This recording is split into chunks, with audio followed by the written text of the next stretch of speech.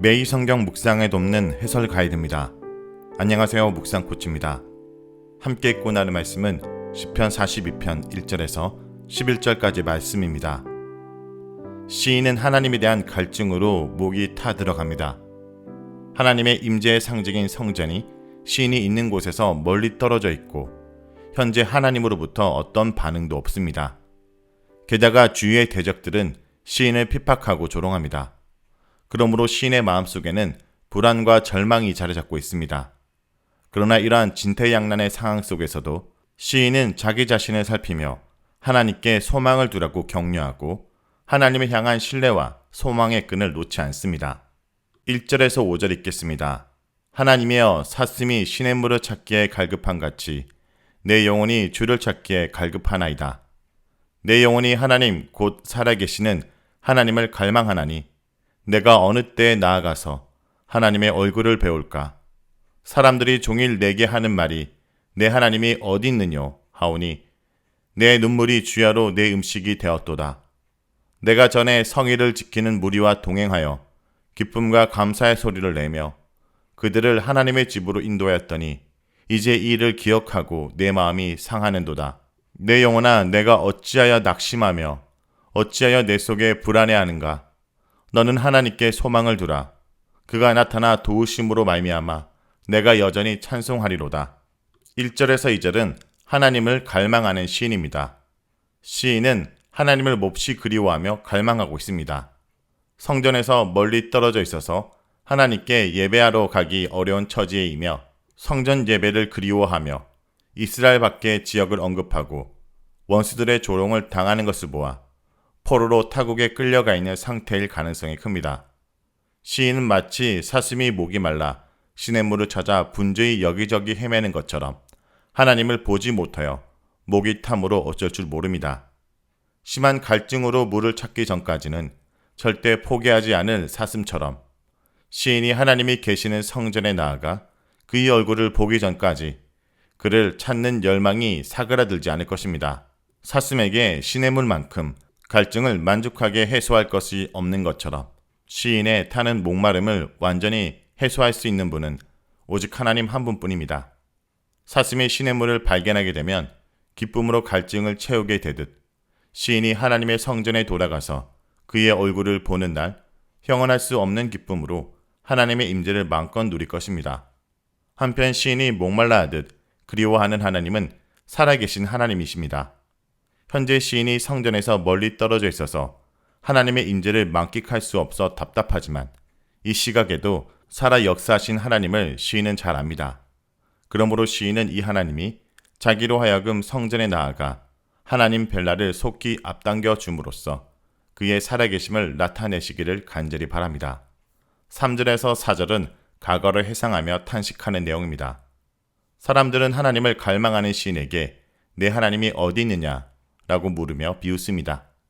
이 질문은 내가 신뢰하는 하나님은 어디에도 없다 또는 너를 도와줄 하나님은 없다 라는 대답을 내포하고 있습니다.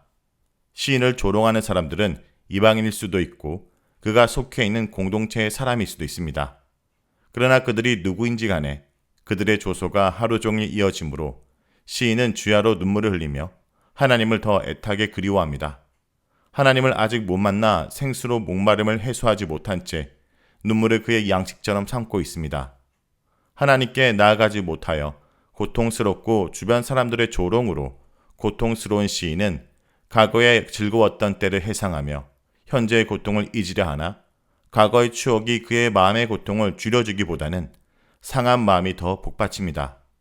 그가 회상한 즐거웠던 때는 그가 하나님의 절기를 지키는 무리를 인도하여 기쁨과 감사의 소리를 지르며 성전에 올라가고 했던 시절입니다. 그에게 이토록 한의와 감사를 느끼게 했던 순례의 길이 이제 옛일이 되어버렸고 현재는 아예 불가능한 일이 되어버렸습니다.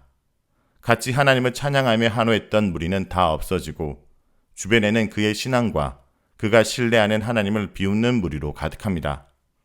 신이 성전을 사모하고 가고 싶어한 이유는 하나님이 오로지 성전에만 계시다고 생각해서가 아닙니다. 그가 타국에 있는 지금도 밤낮으로 하나님의 인자하심을 느끼고 하나님께 기도하며 찬양하는 점을 보면 그는 분명히 하나님의 무소부재하심을 알고 있습니다. 다만 현재 그가 타국에 유배되어 하나님의 임재가 상징적으로 충만한 성전으로부터 멀리 떨어져 있고 하나님의 직접적이고 세밀한 간섭이 없는 터라 하나님의 성전과 그분의 얼굴을 애절하게 갈망하는 것입니다. 5절은 낙심 중에도 하나님께 소망을 둔다라는 내용입니다. 시인은 현재 상황이나 과거의 추억이 자신의 고통을 위로하지 못하자 마음이 상하지만 여기서 주저하지 않고 자신의 상태를 점검하며 믿음과 기운을 북돋웁니다.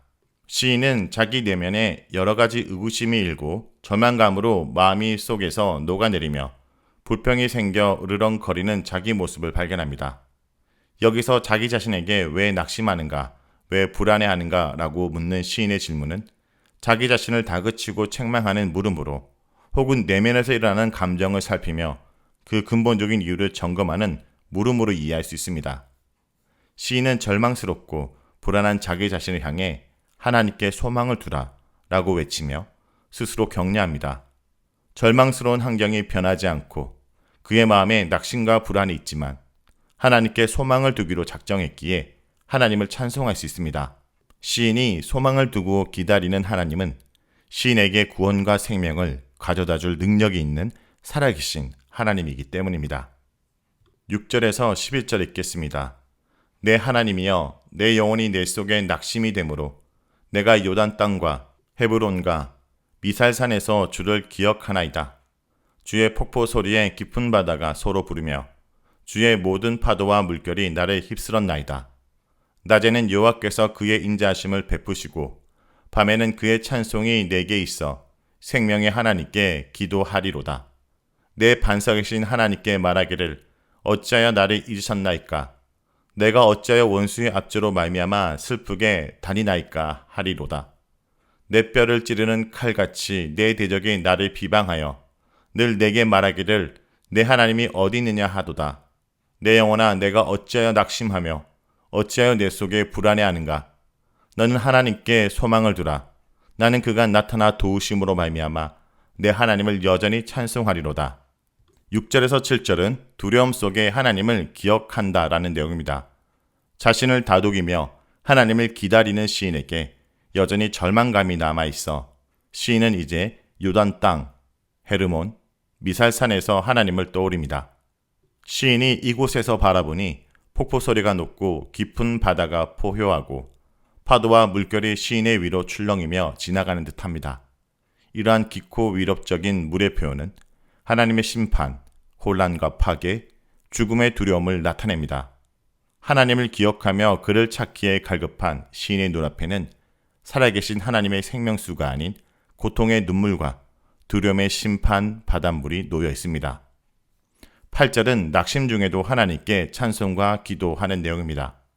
한편으로는 하나님께 소망을 두면서 또 한편으로는 낙심하고 두려워 떨고 있는 시인에게 하나님은 구체적으로 응답을 주지 않으셨으나 낮에는 그의 인자하심을 베풀고 밤에는 하나님을 찬양하는 노래를 시인의 입에 둠으로써 시인에 대한 사랑을 나타내십니다.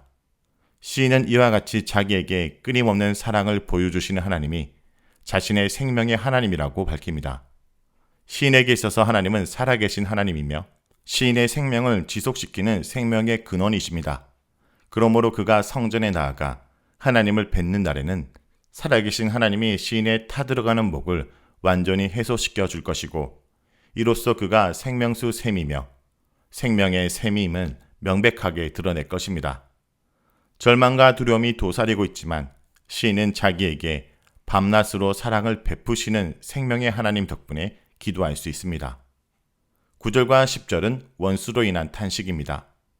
시인은 하나님으로부터 멀어져 절망스럽고 원수의 비방과 압제 속에서 마치 초상을 당한 사람처럼 옷이나 외관에 신경 쓰지 않고 침통한 표정으로 다닙니다. 위에서 내 하나님이 어디 있느냐고 시인을 비웃던 사람들은 시인의 대적들로서 그들은 뼈를 찌르듯 시인을 비방하고 그가 하나님을 의지하는 것 자체를 조롱합니다. 그러나 하나님은 여전히 시인의 반석이시며 그가 신뢰하는 대상입니다.